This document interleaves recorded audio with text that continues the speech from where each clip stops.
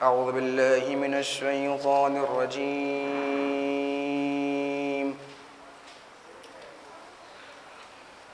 بسم الله الرحمن الرحيم.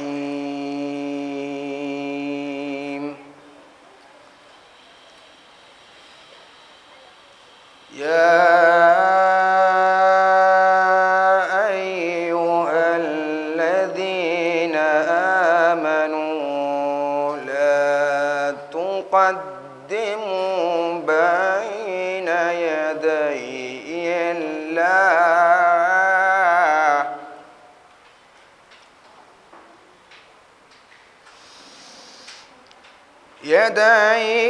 الله ورسوله واتقوا الله إن الله سميع عليم.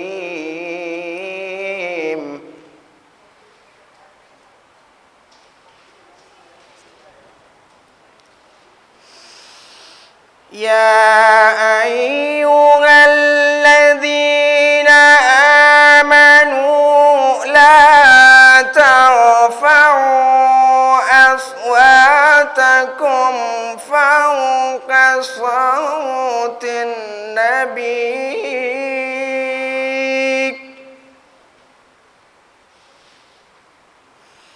صوت النبي ولا تجهروا له بالقول كجهر بعضكم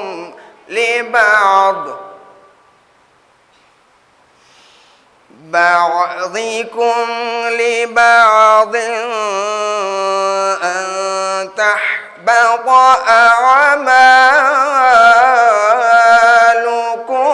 وأنتم لا تشعرون.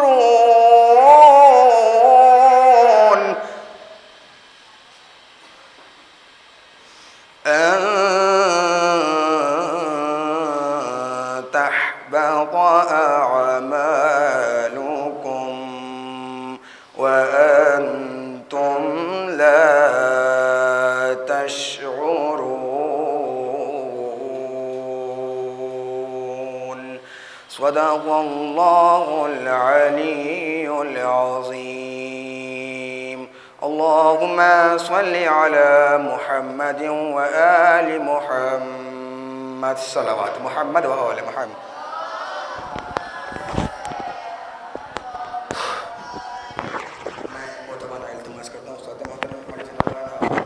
صاحب سے بہترین بیان سے مدد کو روشن کریں اور محمد و محمد سے استقبال کیا اللهم صل على محمد وآل محمد وعجل فرجهم. اعوذ باللہ من الشیطان الرجیم. بسم اللہ الرحمن الرحیم. وبہ نستعین انہ خیر ناصر ومعین. وصلی اللہ علی محمد وآلہ طیبین الطاہرین. اللہم صل علی محمد وآل محمد وعجل فرجهم. بیٹا ادھر دو کرسیاں خالی ہیں، آپ لوگ ادھر آ جائیے. آپ میں سے کوئی آ جائے گا؟ آئیے. بسم اللہ الرحمن الرحیم. رب اشرح لی صدری ویسر لی امری واحلل عقدۃ من لسانی یفقہوا قولی. کل ہم لوگ جس سورہ کے بارے میں بات کر رہے تھے وہ تھا سورہ نصر، اور اس کے متعلق جو مفسرین نے بیان کیا ہے کہ یہ کس موقع پر نازل ہوا تھا. میں نے کل ذکر کیا تھا یہ کس سن میں نازل ہوا ہے. یہ سورہ 8 ہجری میں. اور 8 ہجری میں کون سا اہم واقعہ پیش آیا تھا؟ فتح مکہ کا. فتح مکہ جب رسول خدا صلی اللہ علیہ وآلہ وسلم تقریباً 10,000 مسلمین کا لشکر لے کر مکہ پہنچے تھے، کیونکہ مکہ یہ جو صلح حدیبیہ ہوا تھا اس میں شرطیں رکھی گئی تھیں اور شرطیں ایسی تھیں کہ لگتا تھا کہ رسول خدا گویا کہ دب کے اور ان کے پریشر میں آ کے اس صلح کو قبول کر رہے ہیں. انہیں ایسی شرطیں تھیں جس میں ان کا فائدہ لگ رہا تھا کفار مکہ کا، اور رسول خدا گویا کہ سب شرطیں قبول کرتے جاتے. اور یہ میں نے کہا کہ مزاج اسلام ہے کہ وہ جنگ کو نہیں بلکہ صلح اور آشتی کو اور آپس میں مفاہمت کو، مذاکرے کو، بات چیت کے ذریعے سے جو مسئلہ حل ہو جائے اس کو ترجیح دیتا ہے بجائے جنگ کے۔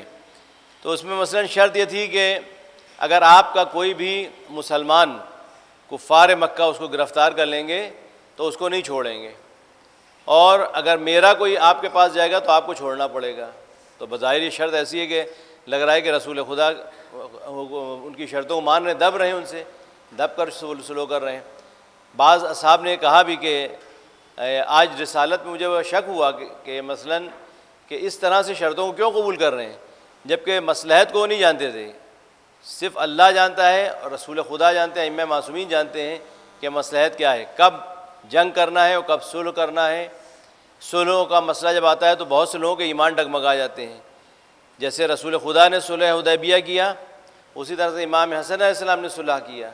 جب صلح کی تو اس کے بعد امام حسن علیہ السلام کے بھی بہت سے ایسے لوگ تھے ان کے لشکر میں تھے، ان کے ساتھ تھے، بعد میں وہ جو ہیں وہ شک و شبہات میں مبتلا ہو گئے اور امام حسن علیہ السلام کو ناروا اور غلط سلط باتیں کہنے لگے کہ آپ جو ہے معاذ اللہ مذل المومنین، مومنوں کو ذلیل کرنے والے، اس طرح کے کمنٹ کرنے لگے، اس طرح طعنے دینے لگے۔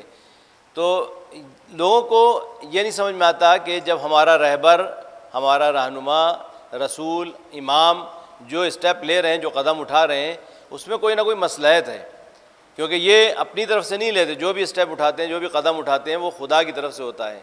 وما ينطق عن الهوى ان هو الا وحی یوحى، رسول خدا بھی کوئی قدم نہیں اٹھاتے بغیر کہ اللہ کی وحی جب تک نہ ہو یا اللہ اس پہ رضا کی سند اس پہ ہے۔ تو رسول خدا نے اس صلح کی، لوگ یہ سمجھ رہے تھے کہ دب کے صلح کر رہے ہیں، جبکہ یہ صلح جب صلح حدیبیہ ہوئی تو اس کے بعد جو ہے اسلام کو اور فروغ ملا، یعنی لوگ پھر رسول خدا کے جو ساتھ تھے، رسول خدا نے ان کو بھیجنا شروع کیا مختلف جگہوں پر تبلیغ دین کے لیے، پیغام اسلام پہنچانے کے لیے۔ دیکھیے اسلام کا پیغام کیونکہ جب تک رکاوٹیں تھیں تو لوگ سمجھ نہیں پا رہے تھے۔ امام علیہ السلام کا ایک جملہ ہے نہج البلاغہ میں، آپ ارشاد فرماتے ہیں، بہت قیمتی جملہ ہے، جس میں آپ نے ارشاد فرمایا نہج البلاغہ میں، بسم اللہ الرحمن الرحیم، امام علیہ السلام ارشاد فرماتے ہیں الناس اعداء ما جہلوا، بہت قیمتی جملہ ہے اور بہت اساسی جملہ ہے۔ الناس اعداء، الناس یعنی لوگ، ہم نے بتایا تھا الناس کے معنی کیا ہے، لوگ، قل اعوذ برب الناس، الناس اعداء، اعداء کے معنی کیا ہے، دشمن، دشمن کا پلورل ہے، دشمن، ادو سنگلر ہے اور اعداء پلورل ہے۔ اعداء ما جہلوا، جو نہیں جانتے، وہ جہالت سے جو چیز نہیں جانتے اس کے دشمن ہوتے ہیں۔ تو امام فرما رہے ہیں کہ الناس اعداء ما جہلوا، جب تک انسان جہالت میں رہتا ہے، نہیں جانتا کسی کے بارے میں، تو اس کے متعلق اس کو غلط فہمیاں بھی ہوتی ہیں اور اس سے دشمنی بھی کرتا ہے۔ جہاں وہ جہالت ختم ہو جاتی ہے، جو غلط فہمیاں ہیں وہ ختم ہو جاتی ہیں، تو پھر اس سے آشتی و محبت ہو جاتی ہے۔ مثال کے طور پر کوئی، دیکھیے فطرت انسان کی ہے کہ وہ اچھائی سے محبت کرتا ہے، برائی سے نفرت کرتا ہے۔ فطرت انسان کی، اللہ نے جس فطرت پہ ہم کو پیدا کیا ہے وہ یہ کہ ہم فطرتاً اچھائیوں سے محبت کرتے ہیں اور برائیوں سے نفرت کرتے ہیں۔ حبب الیکم الایمان وزینہ فی قلوبکم، خدا نے ایمان کو تمہارے دل کی زینت قرار دیا ہے۔ حبب یعنی محبت کرتے ہیں ہم لوگ فطرتاً اچھائیوں سے، ہر انسان کوئی بھی ہو وہ اچھائی سے محبت کرتا ہے۔ یہاں تک کہ اگر چور بھی ہے تو وہ چوری نہیں سکھائے گا اپنے بچے کو، اگر جھوٹا بھی ہے تو اس کو آپ کہیے جھوٹے ہو تم تو وہ ناراض ہو جائے گا، جبکہ خود جھوٹ بولتا ہے۔ یعنی وہ فطرتاً اس بات کو قبول کرتا ہے کہ جھوٹ بری چیز ہے، چوری غلط چیز ہے۔ یہ انسان کی فطرت، نیچر انسان کا یہ ہے کہ وہ اچھائی سے محبت کرتا ہے، برائی سے نفرت کرتا ہے۔ اب اگر کسی بھی ایکس وائی زیڈ کسی بھی شخص کے بارے میں ہم یہ کہیں کہ فلاں شخص جو ہے یہ برا ہے، یہ ایسا ہے، یہ جھوٹا ہے، یہ مکار ہے نا، تو آپ کے دل میں اس کے لیے کیا آئے گا؟ ابھی آپ کچھ نہیں جانتے اس کے، ایک شخص ہے مثلا زید نام کا کوئی شخص ہے، یا کوئی بھی آپ اپنے ذہن میں تصور، کوئی بھی ایک پرسن ہے، ہم اس کے بارے میں کہیں گے یہ بہت بڑا جھوٹا ہے، یہ دھوکہ دیتا ہے، یہ مکار ہے، یہ غیبتیں کرتا ہے، یہ دشمنیاں ڈالتا ہے، تو آپ کے دل میں، ہمارے دل میں کیا خیال آئے گا اس کے لیے؟ اچھا، پازیٹیو یا نگیٹو؟ نگیٹو. کیوں؟ اس لیے کہ اچھائیاں نہیں ہم بیان کر رہے ہیں. تو خود بخود ہم کو کیا ہوگا؟ اس شخص سے محبت ہوگی یا نفرت ہوگی؟ نفرت ہوگی. کہتے ہیں کہ جو فلم لائن میں یا سیریل وغیرہ میں ہوتے ہیں، ان میں بہترین ایکٹر کون ہوتا ہے؟ کہ جو اس رول کا حق ادا کرے. یعنی اگر ولن کا رول ادا کر رہا ہے تو بہترین ولن کا رول ادا کرے کہ لوگ اس سے نفرت کرنے لگیں، اور اگر اچھے انسان کا رول ادا کر رہا ہے تو بہترین رول ادا کرے کہ لوگ اس سے محبت کرنے لگیں. اچھا، میں آپ سے پوچھتا ہوں، ایک سیاہ رنگ کا انسان ہے، مثال کے طور پر آپ نے بہت سیریل دیکھے، جیسے مختار نامہ دیکھا آپ نے. مختار نامہ دیکھا تھا؟ نہیں؟ کس نے دیکھا ہے مختار نامہ؟ سب نے دیکھا ہے تقریباً. مختار نامے میں جو کیریکٹر ہیں، مثلا ہرملا کا کیریکٹر، اب وہ شخص جو ہرملا بنا تھا وہ اپنی زندگی میں ہرملا نہیں ہے. اس کی ماں جو ہے رو رہی تھی کہ تم نے کمپا ایسا کام کیوں کیا، جناب علی اصغر کو تیر مارا. وہ شخص بذات خود ظاہری زندگی میں اپنی ذاتی زندگی میں ہرملا نہیں ہے. بیٹا ادھر توجہ دیے، ذاتی زندگی میں ہرملا نہیں تھا، لیکن جب اس نے کیریکٹر نبھایا تو ہم آپ کو کیا ہوا؟ اس سے نفرت ہوئی نہیں ہوئی؟ جبکہ وہ کیریکٹر اس کا جو ہے وہ ویسا نہیں ہے، کیریکٹر وہ نبھا رہا ہے ہرملا کا. اچھا، مختار نامے میں کچھ اچھے کیریکٹر تھے. ابن زیاد کا کیریکٹر، وہ جو شخص ہے ابن زیاد بنا ہے، ہم کو اس کو دیکھ کر اب یعنی تصویر بھی آتی ہے تو ہم کو دیکھ کے نفرت ہوتی ہے اس کی، جبکہ وہ بذات خود وہ ویسا نہیں ہے، کیریکٹر اس نے نبھایا تھا. سیاہ رنگ کا انسان اگر اچھا کیریکٹر نبھائے تو آپ کو کیا ہوگی؟ اس سے محبت ہو جائے گی خود بخود. جناب فضہ کے فضائل ہم سنتے ہیں، جبکہ جناب فضہ ٹیونس کی رہنے والی تھی، سیاہ رنگ کی تھی. جناب بلال حبشی، جناب قمبر، یہ کوئی گورے سفید رنگ کے نہیں تھے بلکہ سیاہ رنگ کے تھے. جناب بلال حبشی سیاہ رنگ کے تھے، کالے تھے. جناب لقمان حکیم، جن کا آپ لوگ بڑا ذکر سنتے ہیں، جن کے نام کا سورہ بھی ہے، جناب لقمان حکیم کیسے تھے؟ آپ سوچ کے بتائیے ان کا کیسا چہرہ ہوگا اور کس طرح کے ہوں گے. بڑا قرآن میں ان کا ذکر آیا، قرآن میں ان کا سورہ آیا ہے. کیسے ہوں گے جناب لقمان حکیم؟ ہاں، سنا ہے لقمان حکیم کے بارے میں؟ کتنے اماموں نے ان کی بات کو دہرایا اور سفارش کی اور وصیت کی اور نصیحت کی. اماموں نے ان کا حوالہ دے کے. ہمارے ذہن میں آتا ہے کہ ہینڈسم ہوں گے، بہت لہیم شہیم ہوں گے، گھوڑے ہوں گے اور بڑے خوبصورت دکھنے والے ہوں گے، ہے نا؟ فارسی میں ایک شعر ہے کہ بود لقمان در غلامان چون طفیل، تیر صورت ہم چولیل، تیر صورت پرمانی ہم چولیل.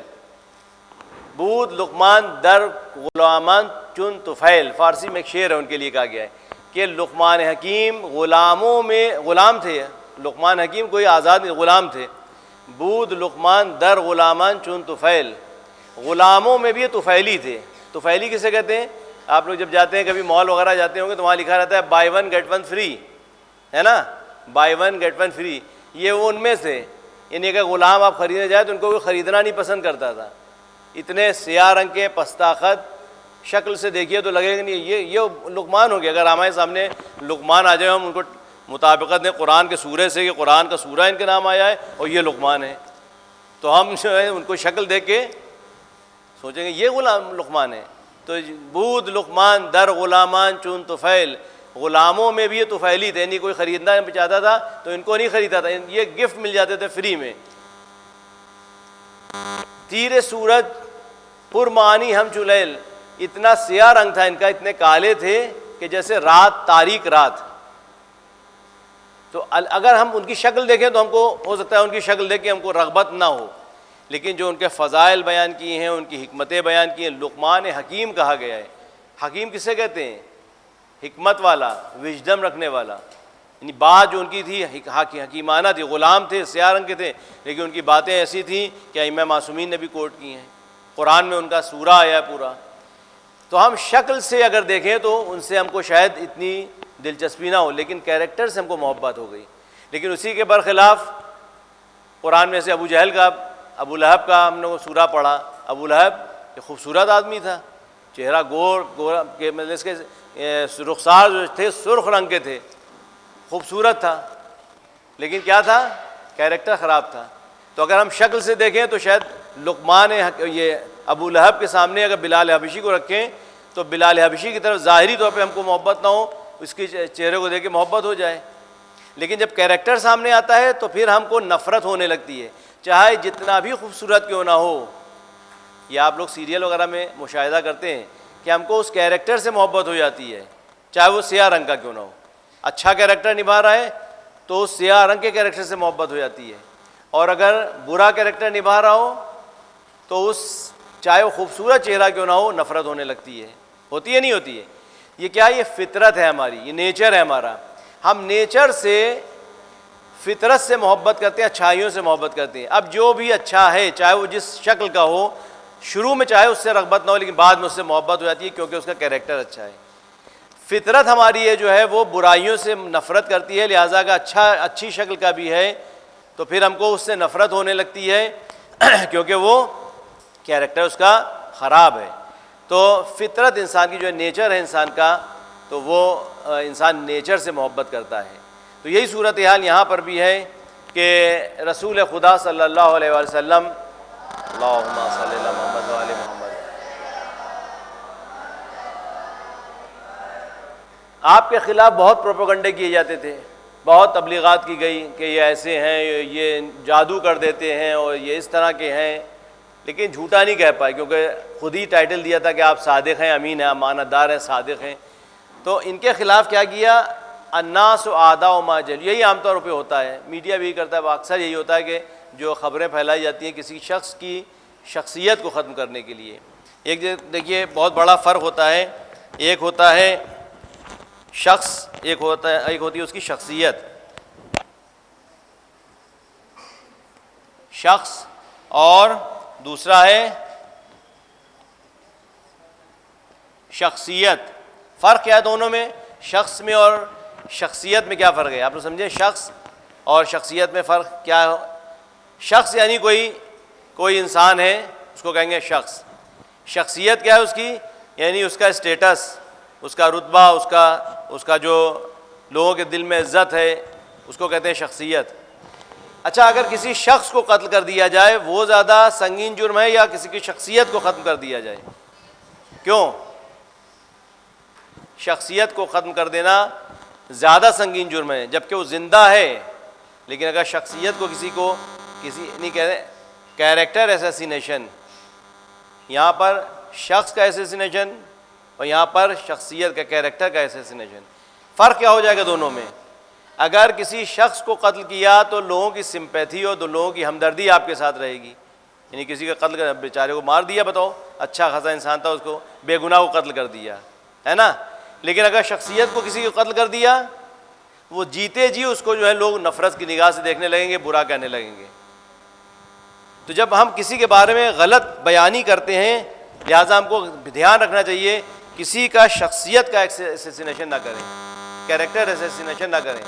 غیبت کرنا کیوں برا ہے؟ یا چغلی کرنا کیوں برا ہے؟ یہ جو ابو لہب کی بیوی کرتی تھی، ادھر سے ادھر باتیں پہنچاتی تھی، کیوں؟ کیونکہ اس سے وہ کیریکٹر کو ایسیسینیٹ کرتی تھی، شخصیت کو مجروح کرتی تھی.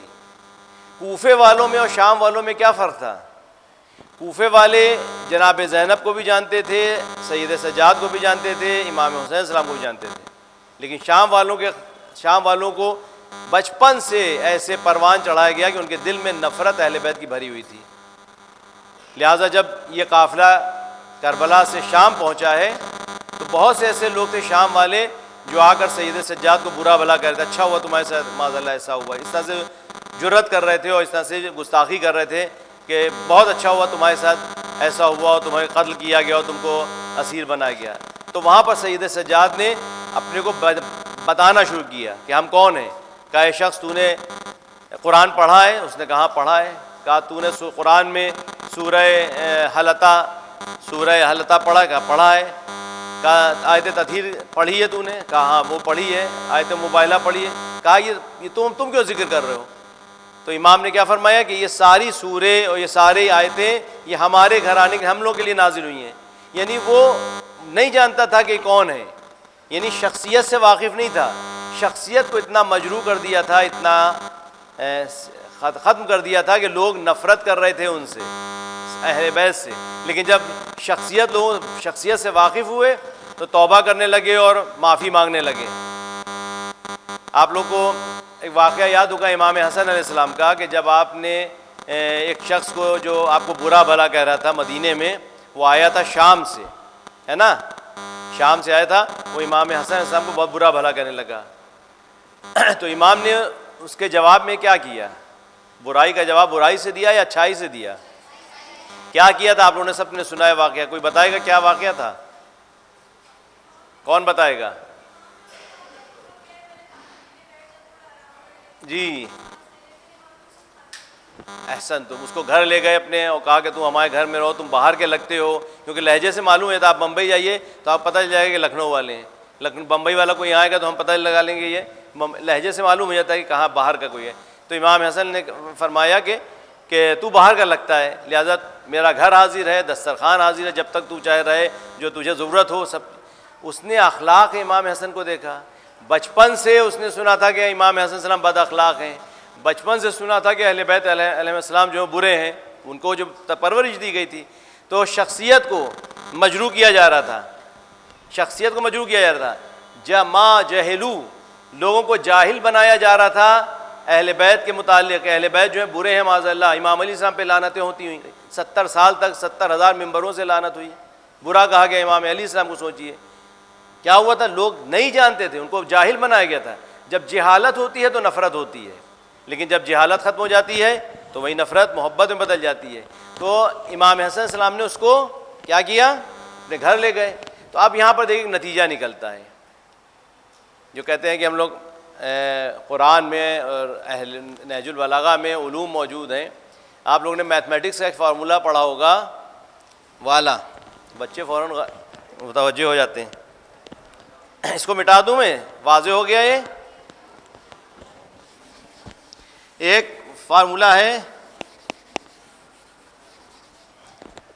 امام علی السلام کا قول نہج البلاغہ کا، اور اس کو بھائی یہاں پر اس واقعے سے ریلیٹ کر کے پلس پلس کیا ہوتا ہے، پلس مائنس مائنس، ہاں مائنس کون کہہ رہا ہے، مائنس مائنس پلس. اچھا plus minus minus, minus plus minus. یہ جو آپ فارمولہ پڑھتے ہیں کس کا ہے، کس نے دیا ہے فارمولہ؟ یہ نہج البلاغہ کا دیا ہوا فارمولہ امیر المومنین اسلام کا فارمولہ ہے. آپ فرماتے ہیں تمہارے دوست 3 ہیں اور تمہارے دشمن بھی 3 ہیں. تمہارا دوست ہے، تمہارے دوست کا دوست پلس پلس تمہارا دوست ہوگا، تمہارے دوست کا دوست تمہارا دوست. تمہارے دشمن کا دشمن مائنس مائنس، تمہارے دشمن کا دشمن تمہارا دوست ہوگا. امام فرماتے ہیں دشمن بھی 3 ہیں، ایک تو تمہارا دشمن، ایک تمہارے دوست کا دشمن، پلس مائنس مائنس وہ بھی تمہارا دشمن ہوگا. تمہارے دوست کا جو دشمن ہے وہ تمہارا دشمن ہے. تمہارے دشمن کا جو دوست ہوگا مائنس پلس یہ بھی مائنس، یہ بھی تمہارا دشمن ہوگا. سمجھ میں آیا؟ یہ فارمولہ مولا علی کا قول اور یہ فارمولہ سامنے رکھیے.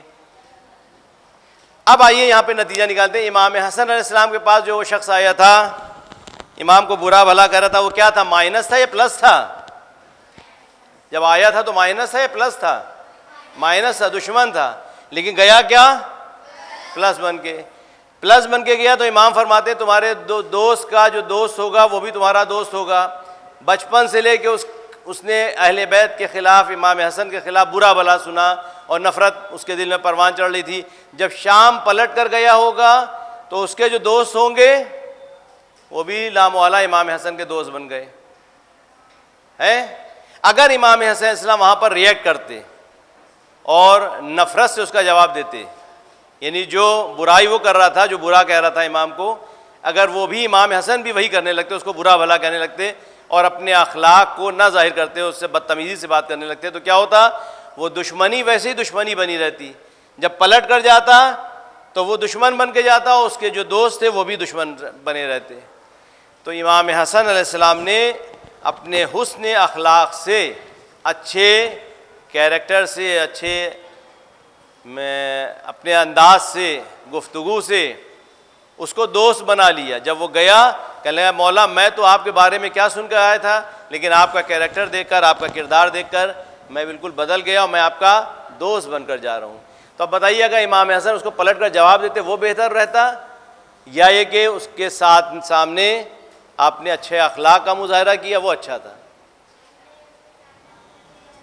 تو اب اس سے نتیجہ کیا نکلتا ہے کہ اگر ہمارا کوئی دشمن ہے، اگر ہم کو کوئی برا کہہ رہا ہے، کوئی گالی دے رہا ہے، تو کیا کریں ہم اس کو؟ بیٹا آپ لوگ بتائیے، لڑکے زیادہ تر اس میں وہ جوش زیادہ رہتا ہے۔ اگر کوئی آپ کا دوست یا کوئی آپ کو دشمن یا آپ کو کوئی نہ چاہنے والا آپ کو برا بھلا کہے، سڑک پہ کوئی گالی دینے لگے تو کیا کریے گا؟ آستین چڑھا کے ماننے نہ لگیے گا۔ امام حسن علیہ السلام کا کیریکٹر، اہل بیت کا کیریکٹر اپنائیے تاکہ وہ آپ کا دوست بنے۔ جو غلط فہمی ہوتی ہے وہ دشمنی ایجاد کرتی ہے۔ اصل میں جو غلط فہمیاں ہوتی ہیں ہمارے دل میں، جہالت جو ہوتی ہے، اس سے ہم کو نفرت ہوتی ہے، اس سے ہم کو دشمنی ہوتی ہے۔ لیکن اگر وہ جہالت ختم ہو جائے، جب یہ جہالت ختم ہو جائے تو کیا ہوگا؟ وہ دوستی بن جائے گی۔ رسول خدا کے خلاف بھی اس طرح سے پروپیگنڈے کیے گئے تھے، لیکن جب فتح مکہ ہوا، مکہ کو فتح کیا، تو جو غلط فہمیاں تھیں وہ برطرف ہو گئیں، اور لوگ جو ہیں جوگ در جوگ اسلام میں داخل ہونے لگے۔ یہی صورتحال امام زمانہ جل اللہ تعالیٰ فرجہ شریف کے لیے ہے۔ اللہم صلی اللہ محمد و آل محمد۔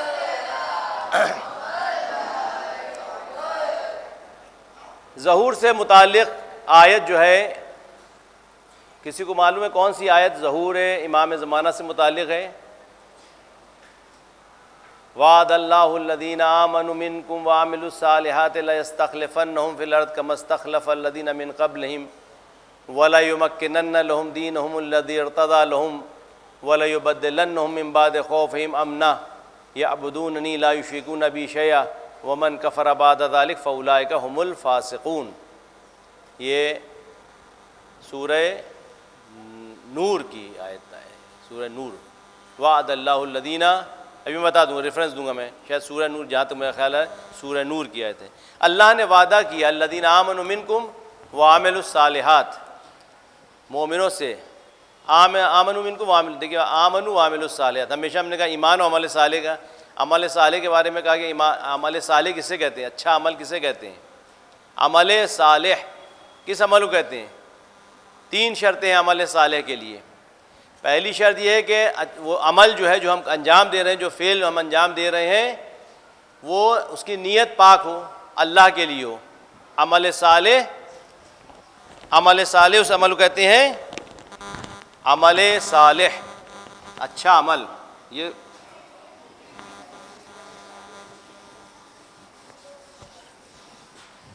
عمل صالح 3 شرطیں اس کی۔ عمل صالح،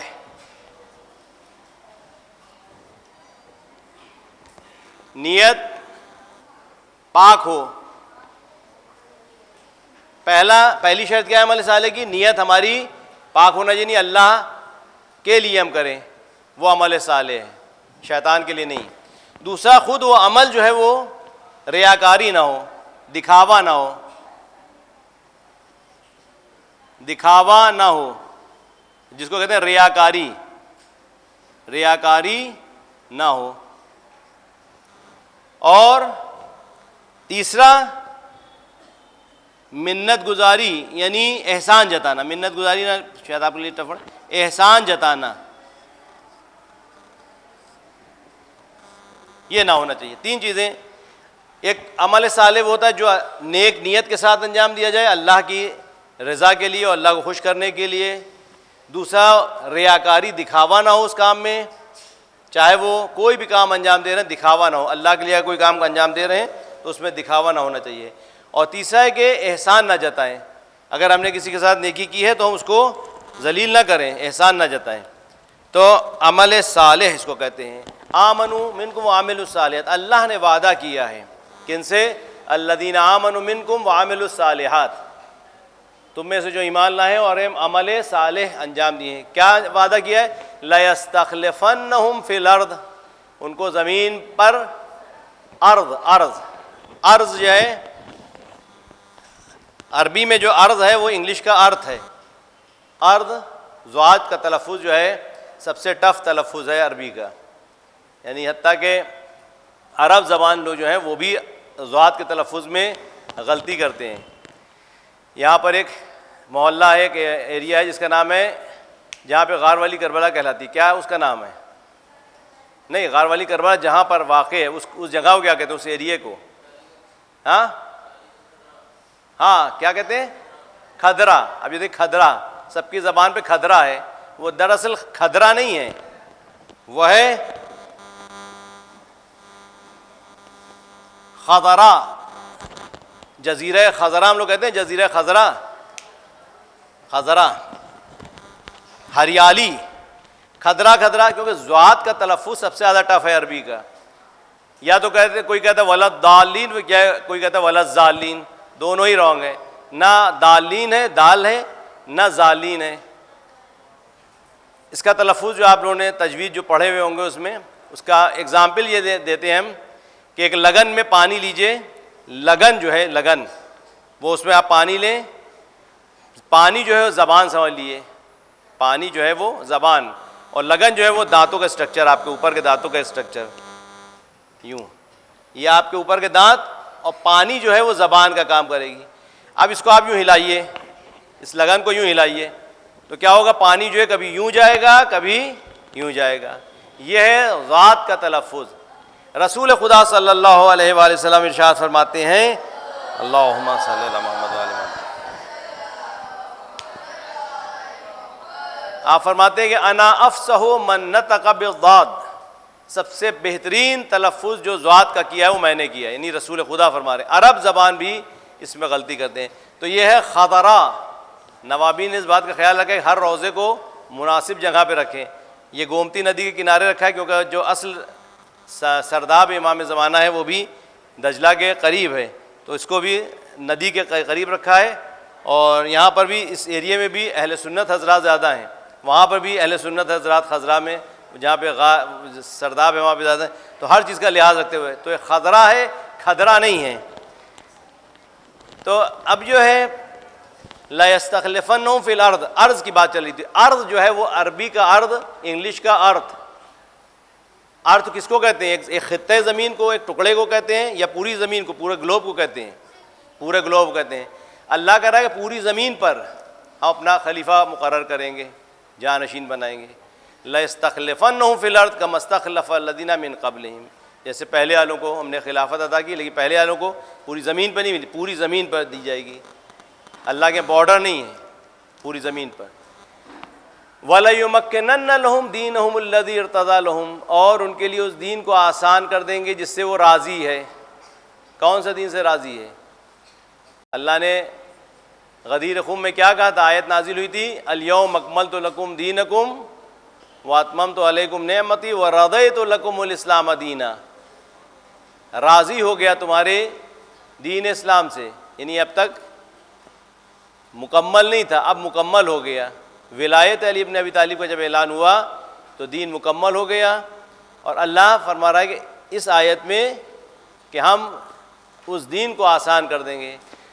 اس کے بعد سب کے پاس میسج پہنچے گا پورا کلیئر, کوئی شبہ نہیں رہے گا, کوئی ڈاؤٹ نہیں رہے گا. جس کے ذہن میں جو شبہات ہیں, کیونکہ ظہور سے پہلے کی علامات یہ ہیں کہ جب ظہور سے پہلے لوگ جو ہیں اپنے ایمان کو کھو دیں گے, اللہ بچائے واقعی ایمان کو سلامت رکھے, اس کے لیے دعائیں ہیں. خاص کر امام صادق علیہ السلام ارشاد فرماتے ہیں کہ دعائے غریق پڑھا کرو آخری زمانے میں. دعائے غریق, دعائے غریق کون سی ہے؟ یا اللہ ہو, یا رحمان ہو, یا رحیم, یا مقلب القلوب ثبت قلبی علی دینک. تو پروردگار عالم دین کو واضح کر دے گا. اب اس کے بعد اگر کوئی نہیں مانتا ہے اور نافرمانی کرتا ہے، کیونکہ کلیئر بالکل میسج پہنچے. جب امام زمان آئیں گے تو بیچ سے رکاوٹیں ہٹ جائیں گی، جیسے صلح حدیبیہ کے بعد فتح مکہ کے بعد ہٹ گئی تھیں. جب کلیئر ہو جائے گا میسج تو لوگ خود بخود اس کو ایکسیپٹ کریں گے، اور خود بخود اس کی جو ہے جو برائیاں عام طور پہ جو اسلام کے خلاف لوگ جو ہے غلط فہمی کے شکار ہوتے ہیں کہ اسلام شدت پسند مذہب ہے اور اسلام میں جو تلوار کے زور پہ اسلام پھیلا، یہ سب غلط ہے. اسلام تلوار کے زور پہ نہیں پھیلا، اسلام رسول خدا کے اخلاق پر، امیر المومنین ائمہ معصومین کے اخلاق سے پھیلا ہے. اور یہ اخلاق کے بہت سے واقعات ہیں یہاں پر کہ رسول خدا نے 13 سال مکے کی زندگی گزاری، کہیں آپ نے تلوار نہیں اٹھائی، اور جو جنگیں آپ نے لڑی ہوئی تو خود سے نہیں لڑیں. کوئی جو جنگیں تھیں وہ ڈیفینسو وار تھیں، دفاعی جنگیں تھیں، امپوزڈ وار نہیں تھی. یعنی کہ رسول خدا وہ خود سے حملہ نہیں کیا بلکہ ڈیفینس کیا ہے. جو ان کے اوپر تھوپی گئی تھی جنگیں وہ تھیں. جنگ بدر ہو، رسول خدا نے اس میں پہل نہیں کی. جنگ احد، بیٹا ادھر سنیں آپ لوگ، جنگ احد جو 5 بڑی جنگیں کہی جاتی ہیں، جنگ بدر، جنگ احد، جنگ خیبر، جنگ خندق اور جنگ حنین، یہ 5 بڑی جنگیں کہی جاتی ہیں. کسی میں بھی دیکھیے رسول خدا نے پہل نہیں کی. جب ان پر حملہ ہوا تو ڈیفینسو وار تھی، آپ نے دفاع کیا ہے. ہاں بیٹا ادھر سنیں، ادھر کیا کیا ہے؟ دفاع کیا ہے، خود حملہ نہیں کیا ہے بلکہ ڈیفینس کیا ہے. اور صلح کی یہ بہت ایک واقعہ آپ کو سامنے سناؤں. ایک قبیلہ تھا یمامہ اور اس قبیلے کا سردار تھا سمامہ. سنیں بیٹا آپ لوگ سنیں، ایک قبیلہ تھا یمامہ، اس کے قبیلے کا سردار تھا سمامہ. وہ اتنی نفرت کرتا تھا رسول خدا سے کہ جب رسول کا نام آتا تھا تو ان کو برے القاب سے، اور کہتا تھا کہ میں اگر قتل ہوں گے تو میرے ہاتھ سے قتل ہوں گے معاذ اللہ. یعنی اتنی نفرت رکھتا تھا وہ رسول کے لیے، بے انتہا دشمن. بڑا رچ قبیلہ تھا، بہت دولت مند قبیلہ تھا. ایک بار جنگ ہوئی اس قبیلے سے اور یہ قبیلہ شکست کھا گیا، ان سب کو گرفتار کر کے لے آیا گیا. اب جب یہ گرفتار کر کے لائے گئے تو رسول خدا نماز پڑھنے جا رہے تھے تو دیکھا یہ سب کے سب بیٹھے ہیں، اس میں سمامہ بھی بیٹھا ہوا ہے، سردار قبیلے کا سردار وہ بھی بیٹھا تھا. تو رسول خدا نے دیکھا اس کو، اب یہ کتنا بڑا دشمن تھا، رسول کو برا بھلا کہنے والا ہو، کہتا تھا میں ان کو قتل کروں گا. رسول خدا کے کہنے لگے ابھی میں لوٹ کے آ رہا ہوں، تم لوگ کے حق میں فیصلہ کرتا ہوں. گئے نماز پڑھ کے واپس آئے. جب نماز پڑھ کے واپس آئے کہا کہ دیکھو تمہارے لیے ہم 3 آپشن دیتے ہیں. پہلا تو یہ کہ ہم تم کو قتل کر دیں. تو اس نے کہا کہ بھئی ہم لوگ تو آپ کے قیدی ہیں، آپ چاہے تم کو قتل کر دیں، آپ کو حق ہے. تو رسول خدا نے کہا کہ نہیں، دوسرا آپشن بھی ہے. دوسرا یہ کہ تم ہم کو پیسہ دے کر اپنے کو آزاد کرا لو. اچھا قبیلہ مالدار قبیلہ تھا، انہوں نے کہا کہ اگر آپ ایسا کریں گے تو ہم آپ کو مالا مال کر دیں گے. ایکسپورٹ کا کام تھا، یہ اناج وغیرہ کا ایکسپورٹ کرتا تھا یہ قبیلہ، کہ مالا مال کر دیں گے. تو کچھ اصحاب نے کہا کہ یا رسول اللہ اسی پہ بات کر لی، ختم کر لی تاکہ پیسہ آ جائے. رسول نے کہا نہیں، اگر میں نے اس سے وعدہ کیا ہے، 3 آپشن دیے ہیں تو 3 آپشن اس کو بتائیں گے. تو پہلا تو قتل کر دیں، دوسرا تم کو پیسہ لے کے تم کو آزاد کر دیں، اور تیسرا کہ ہم تم کو معاف کر دیں. تو اب وہ تعجب میں پڑ گیا کہ میں اتنا دشمن ان کا، اتنا ان سے نفرت کرتا تھا، کیا یا رسول اللہ کیا آپ مجھے معاف کر سکتے ہیں؟ یعنی رسول تو نہیں کہا کہ محمد کہ ہم کو معاف کر دیں، ممکن ہے؟ رسول نے کہا کیوں نہیں ممکن ہے، معاف کر سکتے ہیں، جاؤ میں نے تمہیں معاف کیا. اب جو کہا رسول نے کہ تم کو معاف کیا تو وہ تعجب میں پڑ گیا کہ میں اتنا بڑا دشمن، اتنی گستاخی کی اور رسول نے مجھے معاف کر دیا. تو وہ گیا، خیر اپنے وہ گیا فریش ہو کے، کپڑے وپڑے بدل کے صاف ستھرا ہو کے آیا، اور آ کر رسول سے کہا کہ میں آپ کے دین میں داخل ہونا چاہتا ہوں. وہ بھی دین میں داخل ہوا، ساتھ میں جو اس کے ساتھی تھے وہ سب کے سب دین میں داخل ہو گئے. یہاں پر رسول نے تلوار نہیں اٹھائی، چاہتے تو اس کو قتل کر دیتے، اتنا بڑا دشمن تھا. تو یہ نمونے ایک نہیں ہے، ہزاروں نمونے ایسے ہیں کہ جس سے معلوم ہوتا ہے کہ دین جو ہے وہ تلوار کو نہیں پسند کرتا، بلکہ رسول خدا نے ہمیشہ صلح کو اور محبت کے ذریعے سے دین کو پھیلایا ہے، تلوار کے ذریعے سے نہیں بلکہ اپنے اخلاق کے ذریعے سے پھیلایا ہے. تو جب فتح مکہ ہوا تو لوگ رسول کے سے آگاہ ہوئے، اسلام کے پیغامات سے آگاہ ہوئے، اور اس طرح سے بہت سے جو کل میں نے بتایا تھا کہ آپ جب مکے آئے تو آپ نے سجدہ کیا اور عبادت کی، اور عمومی معافی کا اعلان کیا کہ میں سب کو معاف کرتا ہوں، جبکہ ان لوگوں نے کتنی اذیت پہنچائی تھی رسول خدا کو، لیکن سب کو عمومی معافی کا اعلان کیا۔ تو یہاں پر ایک پیغام تو یہ بھی ہے کہ رحمت اور معافی کو اللہ نے مقدم رکھا ہے انتقام کے اوپر۔ اللہ نے انتقام کو پسند نہیں کیا ہے، جتنا ہو سکے معاف کر دے، دشمن کو بھی معاف کر دے۔ امام علیہ السلام نے بھی جب ابن ملجم کو سامنے لایا گیا تو امام نے فرمایا کہ اے حسن، اگر میں اس کی ضربت سے شہید ہو جاتا ہوں تو اس کو صرف ایک ضربت لگانا، اور اگر میں زندہ اگر میں بچ گیا تو میں خود دیکھ لوں گا، اور اگر میں شہید ہو گیا تو صرف ایک ضربت کے بدلے ایک ضربت لگانا، اور اگر معاف کر دو وہ اقرب للتقویٰ۔ یہ دیکھیے اب یہ کیریکٹر ہمارے ائمہ معصومین کا، یہ اسلام کی تعلیم ہے۔ یعنی ائمہ معصومین وہ پیش کرتے ہیں جو تعلیمات اسلام ہیں۔ سید سجاد کربلا کا اتنا عظیم واقعہ ہوا، اس کے بعد بھی میں نے اس دن واقعہ بتایا تھا، حسین بن نمیر کو پانی پلا رہے ہیں جبکہ علی اکبر کا قاتل تھا وہ۔ تو یہ سب کیریکٹر ہم کو بتاتے ہیں کہ اسلام کا جو پرچار ہوا ہے وہ رحمتوں سے اور صلح سے ہوا ہے، نہ کہ ہمیں بھی وہی کرنا چاہیے کہ میں نے کل آپ کے سامنے عرض کیا کہ اسلام کے جو بنیادی اصول ہیں وہ کیا ہیں؟ علم ہے، تقویٰ ہے، تدبر ہے، قلم ہے، علم کی گفتگو ہے۔ رسول خدا مسجد میں داخل ہوئے، دیکھا کہ ایک طرف جو لوگ بیٹھے ہوئے نماز پڑھ رہے ہیں، عبادت کر رہے ہیں، اور دوسری طرف لوگ بیٹھے ہوئے علمی ڈسکشن کر رہے ہیں۔ میں نے کہا تھا نا کہ آج کل زمانہ ایڈوانس ہے، آپ کے پاس فون ہے، آپ لوگ گروپ بنائیے ایک، اور گروپ بنا کر علمی ڈسکشن کریے قرآن کے اوپر، احادیث پر، اپنی فالتو کی بحث، بیکار کی بحثوں سے ہٹ کر کہ ہم بیکار میں ادھر ادھر کی باتیں کریں، علمی ڈسکشن کریے، قرآن کے اوپر ڈسکشن کریے، اہل بیت کی تعلیمات پہ آپس میں گروپ بنا کے ایک وقت نکال کر ڈسکشن کریے۔ تو امام رسول نے دیکھا کہ ایک طرف لوگ بیٹھے ہوئے جتھا بنائے بیٹھے ہوئے ہیں، علمی باتیں کر رہے ہیں، اور ایک طرف لوگ عبادت کر رہے ہیں۔ آپ نے دیکھا دونوں کو، کہا کہ دونوں خیر پہ، کلاہما علی خیر، دونوں کے دونوں گروہ اچھائی پر ہیں، دونوں اچھا کام، عبادت کر رہے ہیں یہ بھی، لیکن کیونکہ مجھے تعلیم کے لیے بھیجا گیا ہے لہٰذا میں ان کے پاس بیٹھوں گا جو علمی ڈسکشن کر رہے تھے۔ ایک حدیث ہے، فکرۃ ساعۃ خیر من عبادت 70 سنہ، ایک گھنٹہ غور و فکر کرنا، فکرۃ ساعۃ، ایک گھنٹہ غور و فکر کرنا، افضل من فکرۃ ساعۃ افضل من عبادت 70 سنہ، 70 سال کی عبادت سے بہتر افضل ہے ایک گھنٹہ غور و فکر کرنا۔ اس میں کیا وجہ ہو سکتی ہے؟ آپ بوائز بتائیے ذرا، لڑکوں کی طرف سے پوچھیں، کیا وجہ اس میں کہ ایک گھنٹہ سوچنا 70 سال کی عبادت سے افضل ہے؟ جی بتائیے، کوئی بتایا آپ لوگوں میں سے؟ ایک گھنٹہ غور و فکر کرنا یعنی 70 سال عبادت۔ آج کل عمر تقریباً 70 سال اگر پہنچ گیا تو بہت اچھا ہے، 70 سال سے عمر نہیں ہوتی زیادہ، تقریباً 70 سال کی آج کل ایوریج عمر چل رہی ہے، یعنی یہ پوری عمر کی عبادت سے بہتر ایک گھنٹہ سوچنا ہے، غور و فکر کرنا ہے۔ کیوں؟ کوئی بتائے گا آپ لوگوں میں سے؟ احسن، تو معرفت حاصل ہوتی ہے۔ عبادت اللہ نہیں چاہتا کہ ہم عادت کی بنیاد پر معرفت کریں، عبادت کریں۔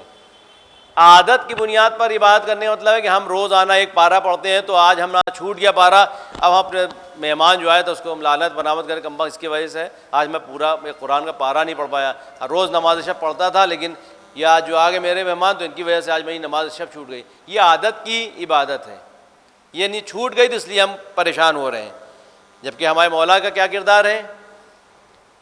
شب ہجرت رسول خدا نے فرمایا علی سے کہ علی میرے بستر پر سو جاؤ، تو امیر المومنین کے پاس ایکسکیوز تھا نہیں تھا، وہ کہتے کہ یا رسول اللہ آپ تو جانتے ہیں کہ میں راتوں کو عبادت کرتا ہوں، میں رات بھر عبادت کرتا ہوں، آپ جانتے ہیں، آپ کسی اور سے کہہ دیجئے۔ رسول خدا سے یہ نہیں کہا، بلکہ کیا فرمایا؟ کیا میرے سونے سے آپ کی جان بچ جائے گی؟ رسول خدا نے فرمایا بھلا، کیوں نہیں، تمہارے سونے سے ہماری جان بچ جائے گی۔ آپ سو گئے بستر رسول پر، اس رات بستر رسول پر سوتے رہے، عبادت یہی ان کی تھی۔ یعنی آپ جانتے تھے اگر امام علیہ السلام عادت کی بنا پر عبادت کر رہے ہوتے تو ایکسکیوز کر سکتے تھے، یا رسول اللہ میں روز رات کو عبادت کرتا ہوں، لیکن آپ جانتے تھے کہ عبادت کا مطلب یہ نہیں کہ جو ہم اپنے سے چاہیں وہ عبادت۔ شیطان سے اللہ نے کہا کہ آدم کا سجدہ کرو، اس نے کہا کہ نہیں کروں گا، میں تیرا سجدہ کروں گا، تیرے سوا کسی کا سجدہ نہیں کروں گا۔ اللہ نے کہا میں جیسے کہہ رہا ہوں ویسے عبادت کرو، نہ کہ جیسے تم چاہ رہو ویسے عبادت کرو۔ عبادت ہمارے اپنی من پسند نہیں ہے، جو خدا جیسے چاہ رہا ویسی عبادت ہونا چاہیے، وہ معرفت کی عبادت ہوتی ہے۔ تو مولا علی علیہ السلام جانتے تھے کہ اللہ کو کیا پسند ہے، خدا کی رضا کیا ہے، خدا کس بات سے خوش ہوتا ہے۔ آیا میرے مصلی پہ کھڑے ہو کے عبادت کرنے سے خوش ہوگا یا میرا بستر رسول پر سو جانے سے خوش ہوگا؟ تو آپ فرماتے ہیں کہ آج کی رات میں ایسا سویا کہ ایسی نیند کبھی نہیں آئی، جبکہ تلواروں کے بیچ میں سو رہے تھے، لوگوں کو پتہ چل جائے کہ ہمارے پہ اٹیک ہونے والا ہے تو شاید رات کو سوئے نہ ہو۔ امام علی صاحب کہہ رہے ہیں میں اطمینان سے سویا کہ آج تک ایسی نیند نہیں آئی، جبکہ 40 قبیلے تقریباً تلواریں کھینچے ہوئے کھڑے تھے کہ رات ہو اور رسول کا کام تمام کیا جائے۔ تو امیر المومنین السلام نے بتایا کہ عبادت معرفت سے ہونا چاہیے۔ معرفت کب ہوتی ہے؟ جب ہم غور و فکر کریں گے۔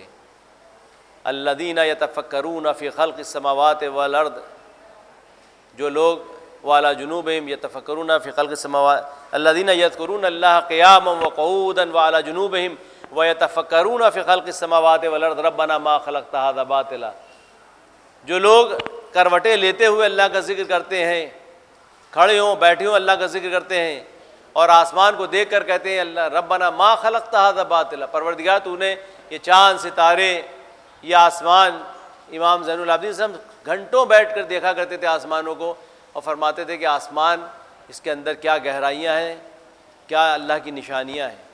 ہم دیکھیں دیکھنا دو طرح کا ہوتا ہے، ایک دیکھنا ہوتا ہے سرسری نگاہ سے دیکھنا، ایک ہوتا ہے معرفت کا دیکھنا۔ آپ آئینہ خریدنے گئے، آئینہ جب آپ خریدتے ہیں تو آپ آئینے کو دیکھتے ہیں، آئینے میں اپنی شکل نہیں دیکھ رہے ہوتے ہیں، آپ اس کے خد و خال کو دیکھتے ہیں کیسا بنا ہے۔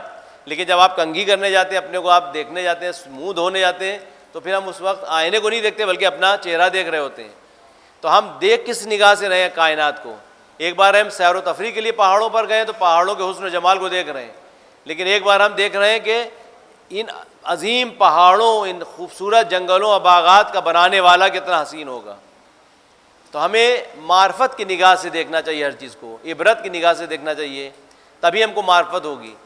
تو یتفکرون فی خلق السماوات والارض ربنا ما خلقت ھذا باطلا، کہ جو آسمانوں کو دیکھ کے کہتے ہیں پروردگار تو نے اس کو عبث و بیکار نہیں خلق کیا ہے۔ یہ ہوتی ہے وہ نگاہ کہ جو معرفت کی نگاہ ہوتی ہے۔ غور و فکر کرنا چاہیے ہر چیز میں، غور و فکر قرآن میں اس لیے کہا گیا ہے قرآن میں غور و فکر کرو۔ یہ رٹ کر پڑھنا، جلدی جلدی پڑھنا وہ معنی نہیں رکھتا۔ پڑھیے رویت رتل القرآن ترتیلا، قرآن کو ٹھہر ٹھہر کر پڑھیے، جتنا ہو سکے اتنا قرآن پڑھیے۔ کم سے کم 40 آیتیں جو حدیثوں میں کہ ہر مومن کو چاہیے کہ کم سے کم 40 آیتیں روزانہ پڑھے، ایک طریقہ بنا لیے۔ البتہ یہ عادت نہ بنائیے، 40 آیتیں کم سے کم پڑھیے۔ اور اگر ایک ایک آیت کو امام علی رضا علیہ السلام فرماتے ہیں کہ ویسے تو قرآن ختم کرتے تھے لیکن رمضان المبارک میں وہ ایک ایک آیت کو ٹھہر ٹھہر کر پڑھتے تھے۔ خود فرماتے ہیں میں اس کو غور و فکر کر کے پڑھتا ہوں۔ تو علم جو ہے وہ قرآن، جبکہ وہ خود قرآن ناطق تھے لیکن اللہ کا کلام ہے اور وہ بھی اللہ کی نشانی ہے۔ لیکن امام ہم لوگ کو ہدایت دے رہے ہیں کہ قرآن عظیم کتاب ہے، ظاہرہ انیق و باطنہ عمیق۔ قرآن کا ظاہر جو ہے بہت خوبصورت ہے اور اس کا باطن جو ہے اس کا ڈیپ جو ہے بہت گہرا ہے، بہت گہرائی ہے اس میں۔ جتنا علم بڑھتا جائے گا اتنی اس کے اندر آیتیں جو ہیں وہ روشن ہوتی جائیں گی۔ ایک بار ہم قرآن کو سمجھ رہے ہیں، قرآن کو دیکھ رہے ہیں، قرآن کا ترجمہ دیکھ رہے ہیں، ہم اپنے اعتبار سے سمجھ رہے ہیں، لیکن ہم جب علم حاصل کر کے علم ہمارا اور آگے بڑھے گا تو ہم جب قرآن کو سمجھیں گے تو اس کے معنی بدل جائیں گے۔ ایک وہی قرآن جب کوئی عالم پڑھے گا تو اس کے لیے قرآن کے معنی کچھ اور ہوں گے، ایک وہی قرآن جب کوئی مجتہد پڑھے گا تو اس کے لیے قرآن کے معنی کچھ اور ہوں گے، وہی قرآن جب امام پڑھ رہا ہے تو اس کے معنی کچھ اور ہیں۔ تو قرآن کی گہرائی بہت زیادہ ہے، کوئی اس کی گہرائی تک، کیوں اللہ کا کلام ہے، جب اللہ میں کوئی نہیں سمجھ سکتا کہ خدا کے وجود کو نہیں سمجھ سکتا، تو کلام الہی کو جتنا بھی اس میں گہرائی میں جائیں گے اتنے راز نہفتہ جو ہے وہ آشکار و کھلتے جائیں گے۔ وقت میرے خیال سے ختم ہو گیا ہے، ابھی ہے وقت؟ ایک صلوات پڑھیں محمد و آل محمد۔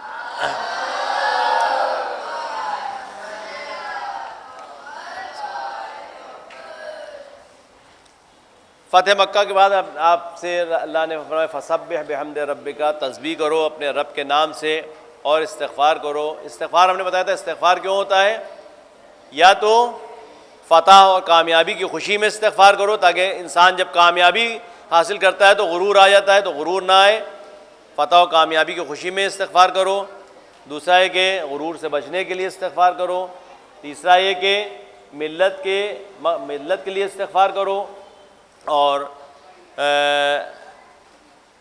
نورانی قلب کی نورانی اور قلب کو روشن کرنے کے لیے استغفار کرو۔ استغفار کے معنی یہ نہیں کہ انسان توبہ کرے تبھی استغفار کرے، یعنی ائمہ معصومین اور رسول خدا کا استغفار یہ نہیں کہ وہ انہوں نے معاذ اللہ کوئی گناہ کیا تھا، بلکہ ہم کو بتا رہا ہے کہ عظمت الہی کو بتا رہے ہیں کہ جب وہ استغفار کر رہے ہیں تو اللہ کتنا عظیم ہے، کتنا بلند و برتر ہے کہ وہ اس کی بارگاہ میں استغفار کر رہے ہیں، اور بتا رہے ہیں کہ دیکھو اس کی بارگاہ میں جاؤ تو استغفار کر کے جاؤ۔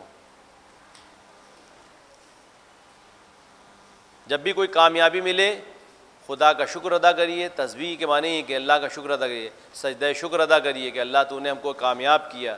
انشاءاللہ رزلٹ آپ لوگ کا اب آنے والا ہے امتحانات کا، جب امتحانات کے رزلٹ آئیں تو اس کے لیے آپ سجدہ شکر ادا کریے۔ سید الساجدین ان کو کیوں کہا جاتا ہے؟ کہ ہر وقت کوئی بھی نعمت ملتی تھی اس کا شکر ادا کرتے، سجدہ کرتے تھے۔ تو ہم کو بھی چاہیے کہ ہر وقت اللہ کی توصیف کریں، تسبیح کریں اور شکر ادا کرتے ہیں، کوئی بھی نعمت ملے شکر ادا کریں۔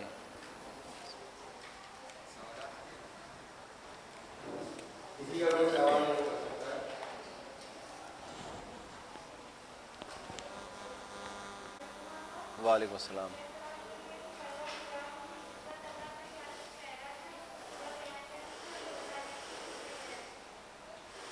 جو کل جو دعا پڑھی تھی وہ آپ پوچھ رہی ہیں، اللہم عززنی، پروردگار مجھے عزت عطا کر، وفی اعین الناس فعظمنی، اور لوگوں کی نگاہ میں مجھے عظمت عطا کر، وفی نفسی فضللنی، اور مجھے اپنے تئیں میں اپنے آپ کو بہت کم سمجھوں۔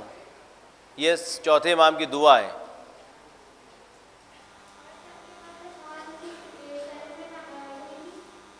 جنگ بدر یہ 2 ہجری میں، جب مدینے جب آپ گئے ہیں ہجرت کر کے،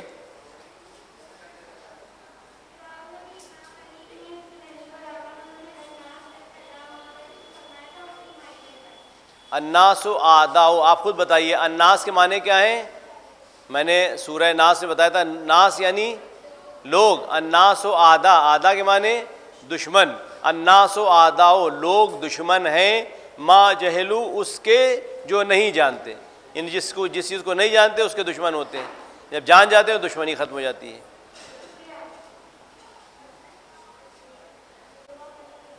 جنگ بدر پہلی جنگ، بدر،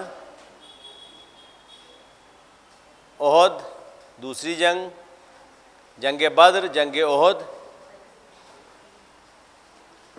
جنگ خندق، جنگ احزاب بھی کہتے ہیں اس کو، اور جنگ خیبر، اور جنگ حنین۔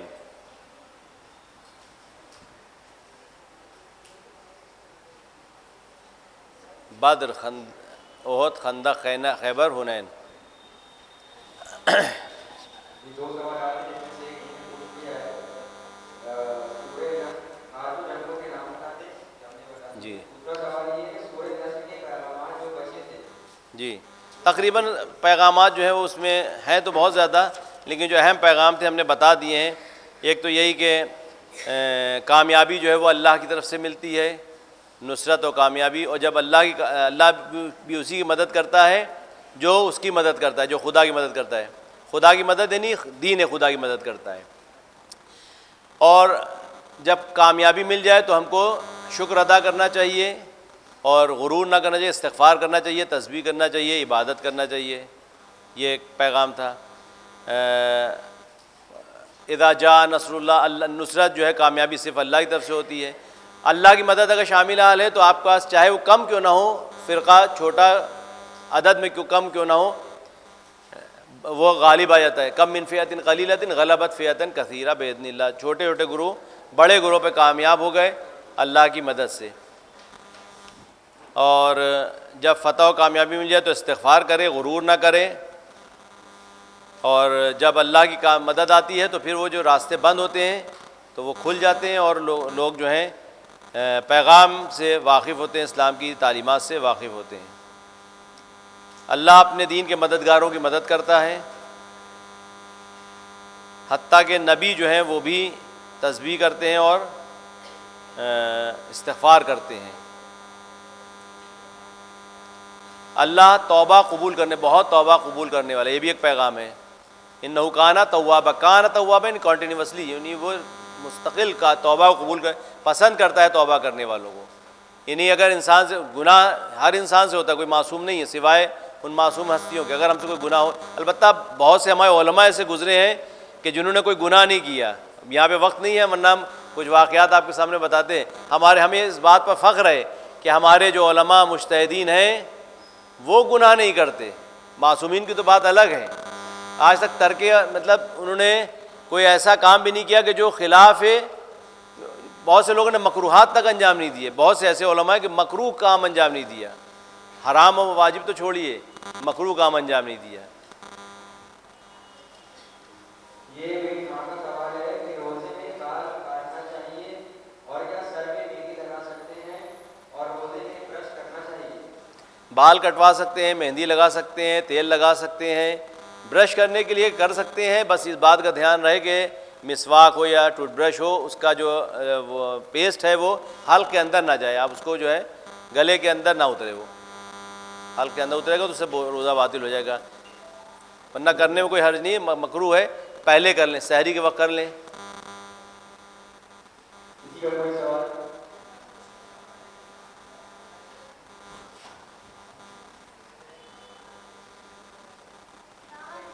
وعلیکم السلام۔ وعلیکم السلام۔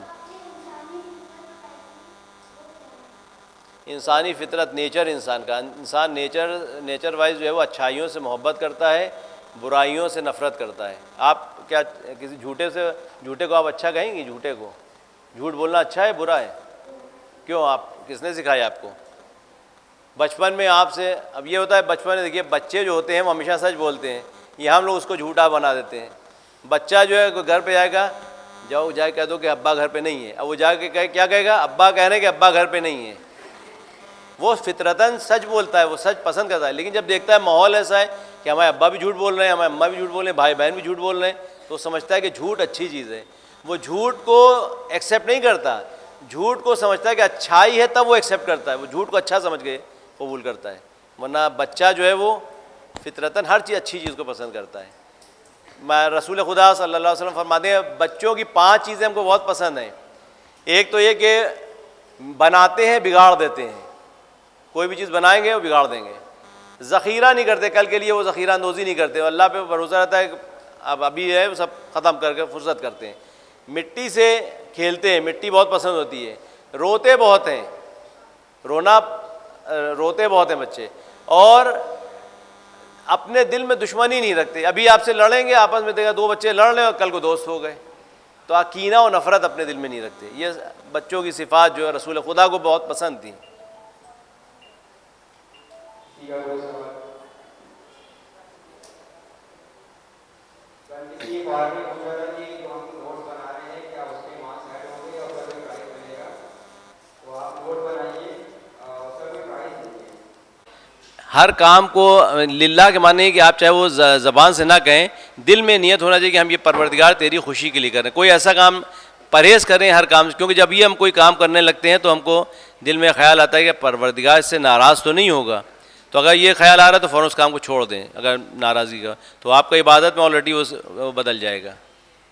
جو کام کریں اس میں یہ دھیان رکھیں کہ ہم اس کو اللہ کی خوشی حاصل کرنے کریں۔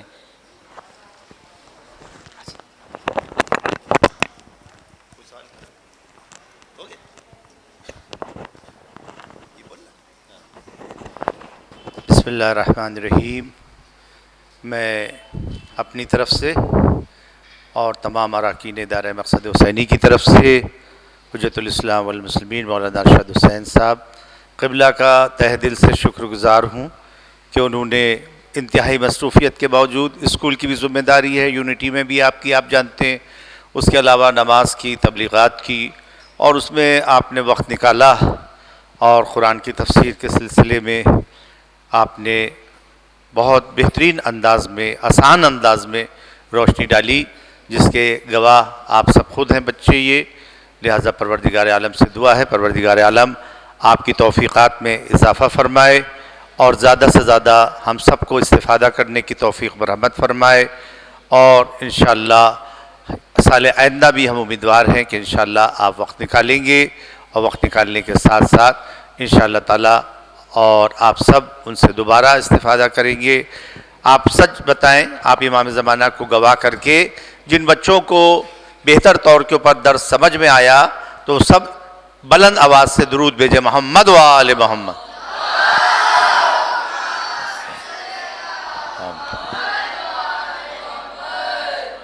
آپ لوگ کو بہتر انداز میں سمجھ میں آیا درس؟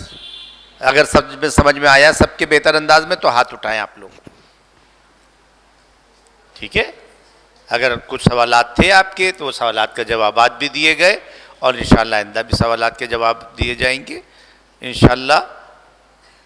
اور کوئی سوال تو نہیں ہے بچوں آپ سے متعلق؟ ہو کیا آپ کے بعد کل سے نہج البلاغہ اس کا درس شروع ہوگا، نہج البلاغہ کا شروع ہوگا، لہٰذا آپ سے اس کے اندر ڈاکٹر حیدر مہندی صاحب انشاءاللہ تعالیٰ دیں گے. اگر کوئی سوال نہیں ہے تو دعا پڑھیں انشاءاللہ.